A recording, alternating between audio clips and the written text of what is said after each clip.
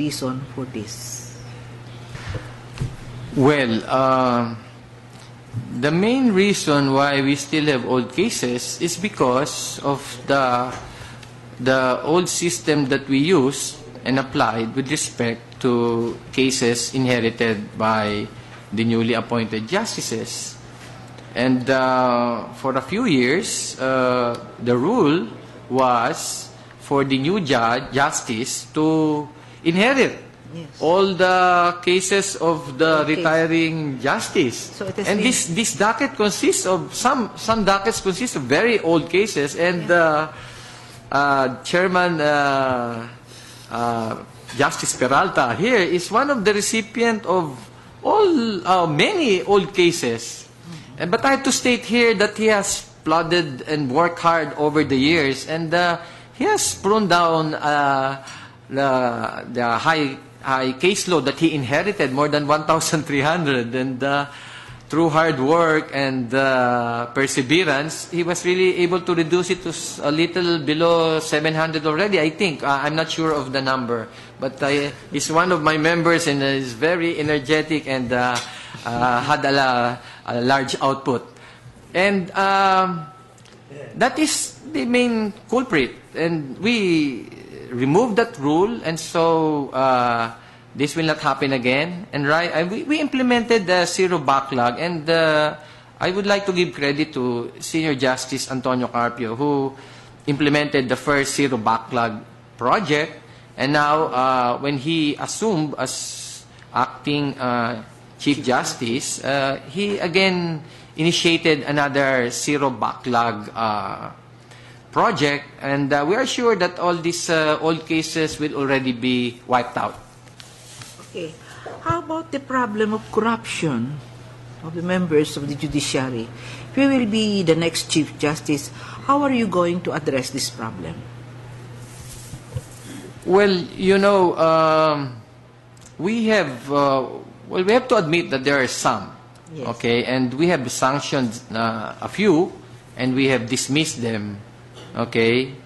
There must be some rules that will make it difficult for that to happen. When I was court administrator, I issued a circular that prohibited in-chamber sessions with litigants or lawyers, okay, except when both are present, like when a judge calls the two parties and their respective counsels for a pre-trial inside the chamber. That's okay. And then we have conducted seminars on that issue, and we pounded on the values, we pounded on the qualities of justice, okay, and a judge, that they should always be upright and avoid even appearance of impropriety. Yes. Okay. So, but still, there may be some who may engage in it. I was a member of the delegation that went to South America and Central America, and you know, in Tabasco, they placed the CCTV cameras in the courtroom. Okay. So probably we can do that. It's not really costly. Probably we can do that. Okay. But then that may not still prevent the occurrence of corruption. But let me explain also. You know, sometimes the lawyers can be blamed also, as they say. And they are the ones who approach the judge and things like that and offer some consideration. Of course, the judge is supposed to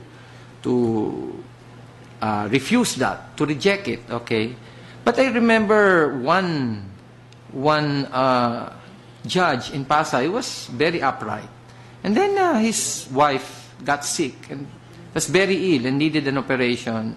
And the lawyers who have cases in the sala came to know about that. And one was successful to provide the money for the hospitalization of the wife. But that was discovered. And a case was filed and the poor judge was dismissed. But he's not supposed to do that. But the point is, there are probably some lawyers who should avoid that. Some part of the blame can be laid at the doorsteps of the lawyers also. And sometimes some litigants are the ones who insist in corrupting the judge. But of course, the buck stops at the doorstep of the judge. He should refuse and reject all these things. Okay?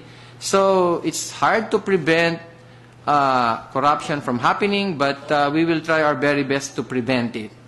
Okay? So, but one thing that can prevent that is when litigants perceive a judge to be leaning towards a party, then probably he can ask for the inhibition. Okay?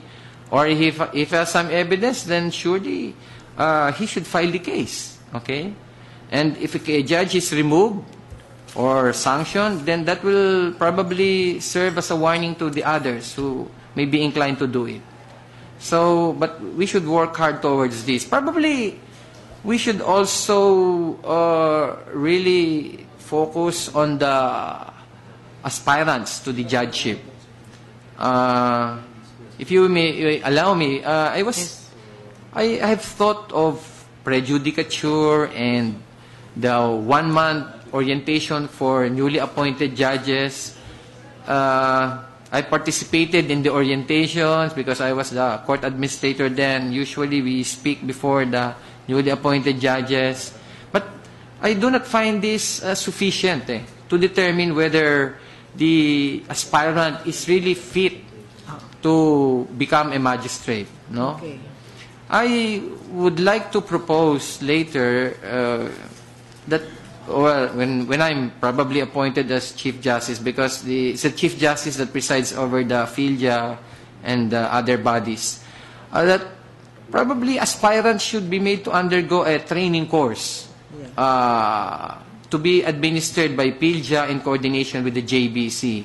And the aspirant can enroll, and he will undergo studies in preparation of decisions and resolutions. He will be asked to participate in mock trials, so that he will be asked to prepare decisions in different kinds of cases.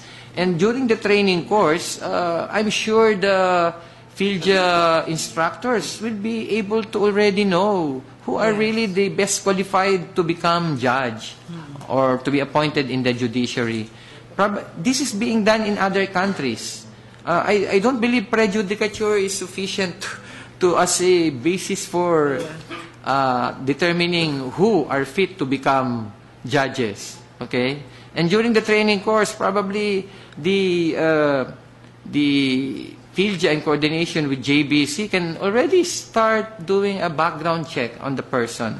Probably they may be asked already to undergo psychoanalytical tests or talk to the psychiatrist and things like that. As early as that time, probably we'll be able to know if he really has the qualities of becoming a judge. Okay. Thank you. Thank you very much, Justice Velasco. That's my last question. Thank you. Justice Hermosissima, sir.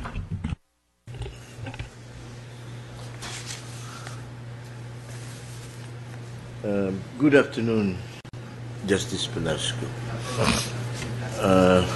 Based on the record and my personal acquaintance of Justice Presbitero Velasco, I am convinced that he's fully qualified for the position he's asking for. That will be all. Thank you very much.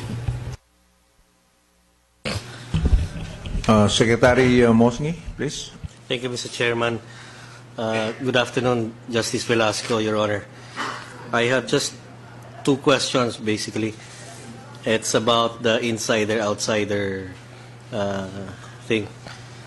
My first question is, do you agree with me, Your Honor, that it is the constitutional duty of the President to appoint the Chief Justice of the Republic of the Philippines from the list of nominees submitted by the Judicial and Bar Council? I fully agree, Mr. Undersecretary. Yes, and my last question is, do you also agree with me that in performing this duty, the President exercises